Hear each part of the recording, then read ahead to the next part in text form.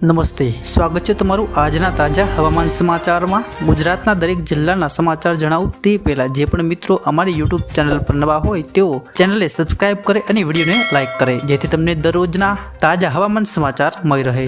23 મેના રોજ બંગાળની ખાડીમાં તીવ્ર ચક્રવાત ત્રાટકવાની ધારણા હોવાથી ભારતીય હવામાન વિભાગે ઉત્તર ઓડિશા અને પશ્ચિમ બંગાળના દરિયાકાંઠા દરિયા વિસ્તારમાં માછીમારો માટે એડવાઇઝરી જારી કરી છે। ભારતીય હવામાન વિભાગના જણાવ્યા મુજબ વિશાખાપટ્ટનમ ચક્રવાત ચેતવણી કેન્દ્રના ડિરેક્ટર સુનંદાએ જણાવ્યું હતું કે માછીમારોએ ગુરુવાર સુધીમાં પાછા ફરવું પડશે, કારણ કે બંગાળની ખાડીના મધ્ય ભાગમાં ભારે પવન સાથે ભારે વરસાદની શક્યતા છે।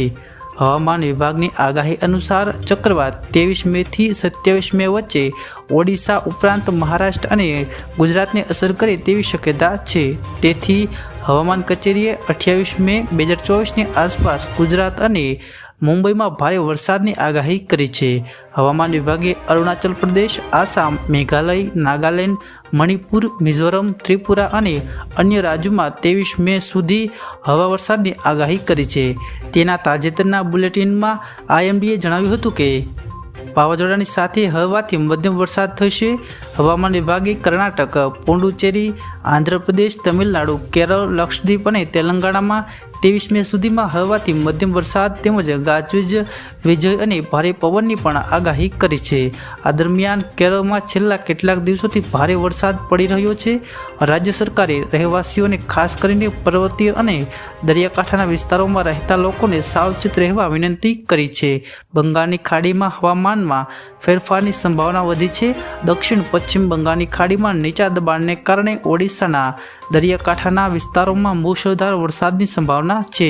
તેની અસર ઝારખંડમાં પણ જોવા મળી શકે છે। 23 મેની સવારથી જ મધ્ય અને દક્ષિણ બંગાળની ખાડીમાં ધીમે ધીમે 40થી 50 કિમી પ્રતિ કલાકની ઝડપે વધીને 60 કિમી પ્રતિ કલાક સુધી પહોંચશે। ભારતીય હવામાન વિભાગે જણાવ્યું હતું કે 24 મે સવારથી બંગાળની ખાડીના નજીકના વિસ્તારોમાં અને ઉત્તર પૂર્વીય બંગાળની ખાડી અને મેથી સવારથી જ આજુબાજુ વિસ્તારોમાં પવનની ઝડપ 50 કિમીથી લઈને 60 કિમી પ્રતિ કલાકની ઝડપે તેમજ 70 કિમી પ્રતિ કલાક સુધી પહોંચશે તેવી સંભાવના વ્યક્ત કરી છે। તે ઉત્તર પશ્ચિમ અને પૂર્વ મધ્ય બંગાળની ખાડીમાં 24 કલાક સુધી ચાલશે। ઓડિશાના વિશેષ રાહત કમિશનરે જિલ્લા મેજિસ્ટ્રેટ સતર્ક રહેવા અને કોઈપણ પરિસ્થિતિઓનો સામનો કરવા તૈયાર રહેવા વિનંતી કરી છે।